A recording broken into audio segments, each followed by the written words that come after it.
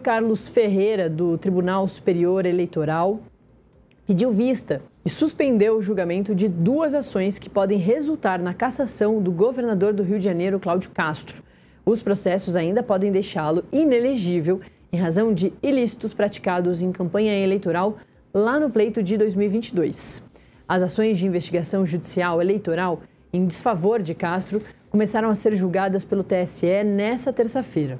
A relatora do caso, ministra Isabel Galotti, votou pela procedência do pedido do Ministério Público Eleitoral e consequente cassação e inelegibilidade de Castro e aliados, o que deixou o julgamento parado, com um placar de 1-0 contra Castro e outros corréus. Galotti considerou que os investigados, Cláudio Castro e Rodrigo Bacelar, que é o presidente da Assembleia Legislativa do Rio de Janeiro, incorreram em abuso de poder político ao, abre aspas, desvirtuar políticas públicas para fins eleitorais, fecha aspas. Ela votou pela inelegibilidade deles e também de Gabriel Rodrigues Lopes, ex-presidente da Fundação Centro Estadual de Estatísticas, Pesquisas e Formação de Servidores Públicos do Rio de Janeiro.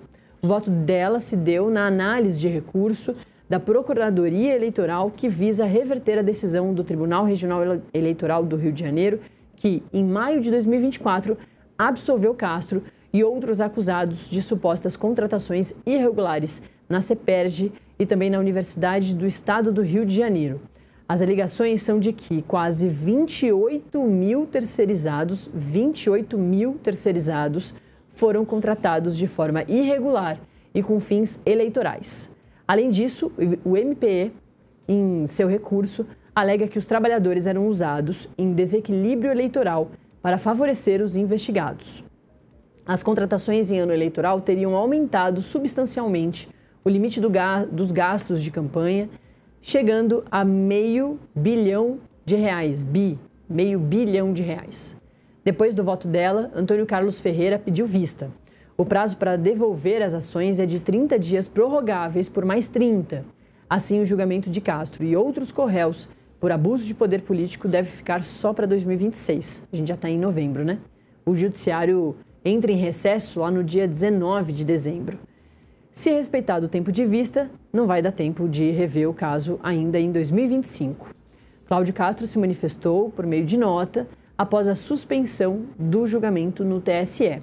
O governador disse confiar que, abre aspas, a verdade dos fatos e a correção do processo serão reconhecidos, fecha aspas, e alegou que o Tribunal Regional Eleitoral do Rio de Janeiro, abre aspas, já havia considerado improcedentes as acusações, fecha aspas, relacionadas ao pleito de 2022 por falta de prova. Para falar comigo sobre o assunto, eu vou chamar agora o advogado especialista em direito público, Valber Agra.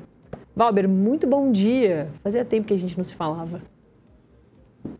Bom dia, Natália. Bom dia a todos os ouvintes.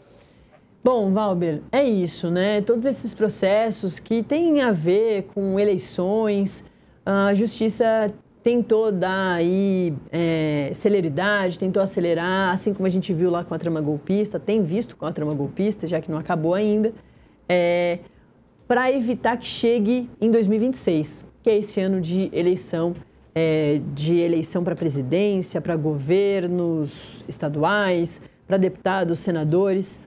Mas o caso do governador Cláudio Castro estava ali levemente arrefecido, não vou dizer esquecido, mas estava ali, né, pairando.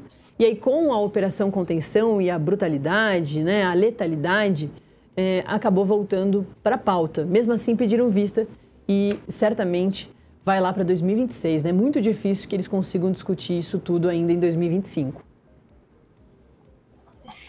Vamos por parte, teoria do Jack, né? Por partes. A primeira coisa é que, de todos os ramos da justiça, a justiça eleitoral, normalmente, de sólido, é a mais rápida, é a mais célere. Esse caso, por fatores metajurídicos, ele vem se delongando. Agora, há uma relação entre pôr em votação e a letalidade, ou melhor, a chacina exposta, o que revela a barbárie e as idiosincrasias da sociedade brasileira, 121 mortos. e ainda está tentando justificar essa chacina onde parte, nem ao menos antecedentes criminais tinham. Então, primeiro, eu quero dizer que a justiça eleitoral é célere. Em regra, esse caso é uma exceção. Segundo, que não acredito que tenha a ver com uma retribuição a essa operação malograda que houve. Terceiro, os fatos, e vou fazer uma ressalva, não conheço o processo de forma clara, não estudei o processo, mas os fatos que vêm à baila, e são fatos incontroversos, são muito graves. Veja, um decreto do governador, e poderia ser por lei, em ano eleitoral 2022, faz um desvio de função da CEPEG, que é um Centro Estadual de Estatística e Pesquisa. E a CEPEG, de uma hora para outra, vira um braço de fazer políticas públicas. Você frisou bem, números exacerbantes de pessoas contratadas sem nenhum método republicano, contratadas com base na indicação, para se virem de cabos eleitorais. Se gasta quase R$500 milhão, aumento no ano eleitoral de quase 4 vezes o percentual que antes era feito. Utiliza-se também uma universidade estadual para fazer programas assistencialistas, melhor dizendo, para que essas pessoas se vissem como cabos eleitorais. Esses dados são dados o quê? São dados incontroversos, verdades autoevidentes. E nós vamos legitimar essa anormalidade, um assinte desse de práticas antirrepublicanas que remontam à prática da política brasileira antes da Revolução de 30. Ou seja, eu vou legalizar a compra de votos de forma direta, desequilibrando a paridade de armas que o direito eleitoral deve fazer juiz e evitar. Então, são fatos muito graves que foram estudados.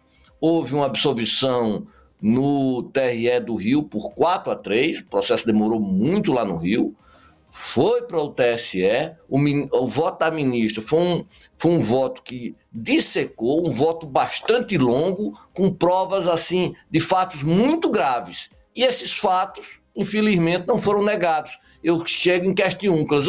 O governador não sabia desse fato. Não sabia de 500, quase R$500 bilhão está sendo gasto no ano eleitoral, através de um decreto dele, que só poderia ter feito isso por lei, no ano antes, e que a execução do programa com previsão orçamentária, está lá no artigo 73, começasse a ser executado anteriormente, no orçamento anterior. E não, tudo de rompante, tudo sem o saque na boca do caixa, sem nenhum tipo de transparência. Ou seja, a justiça eleitoral foi criada depois da Revolução de 30, para evitar os desvarios da Primeira República. Nós vamos fazer um retrocesso desse e a sociedade brasileira vai se quedar silente? Essa é a grande questão. O processo acelerando ali. Tem algum outro recurso? Ou acaba ali? Se o TSE, quando voltar a discutir a questão, enfim, condenar, né, o Cláudio Castro, esses outros corréus, o governador do Rio de Janeiro consegue ainda apresentar algum recurso ou não? Ele já seria cassado. E aí, sendo cassado, ele não conseguiria se reeleger em 2026 ou sair para algum outro cargo? Inclusive, ele nem termina o cargo dele, porque o cargo dele vai até o finalzinho de 2026. Excelente pergunta. Vamos lá. Já tem 1-0 de 7 votos e um voto muito rontudo, muito forte, com evidências que não foram negadas nem mesmo pela defesa. Depois daí, o ministro Antônio Carlos pediu vistas. Essa vista pode ser por 30, renovado por mais 30. Outros ministros podem pedir vista, poder pode, mas seria se expor muito. Porque um outro pedido de vista após os 60 dias seria um ato eminentemente procrastinatório. E a população sabe disso.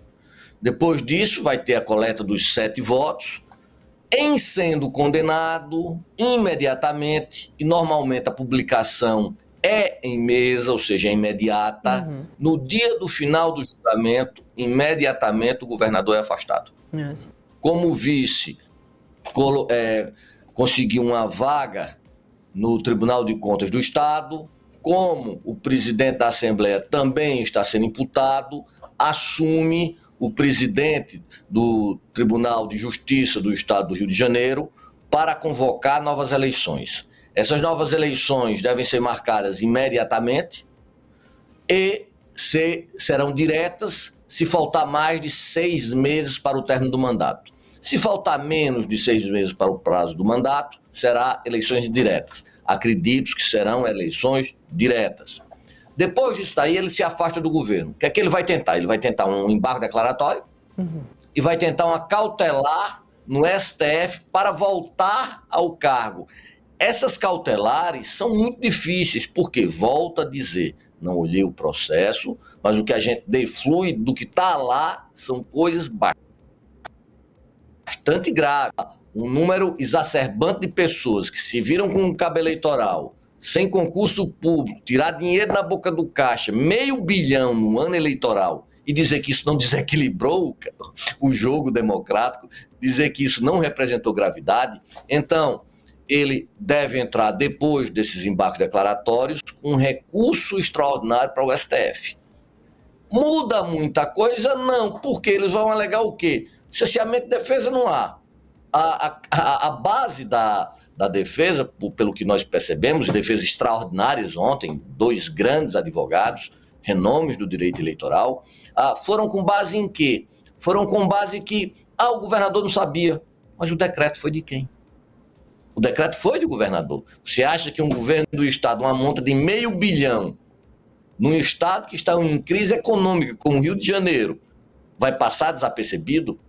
E aí esse recurso tende a malograr-se, porque já há 3 ministros, dos 11 ministros do STF, 3 já fazem parte do TSE, e aí ele vai ser declarado inelegível. Essa inelegibilidade será de 8 anos, a contar da data do julgamento, pelas reformas que houve na 6490, há pouco tempo, ainda tem os versos do presidente, e aí ele vai ficar com os seus direitos políticos passivos durante 8 anos, sem poder ser candidato a absolutamente nada.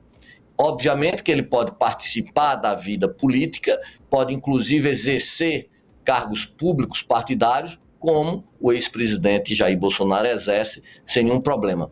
A inelegibilidade não é uma perda dos direitos políticos, é uma perda passiva desses direitos.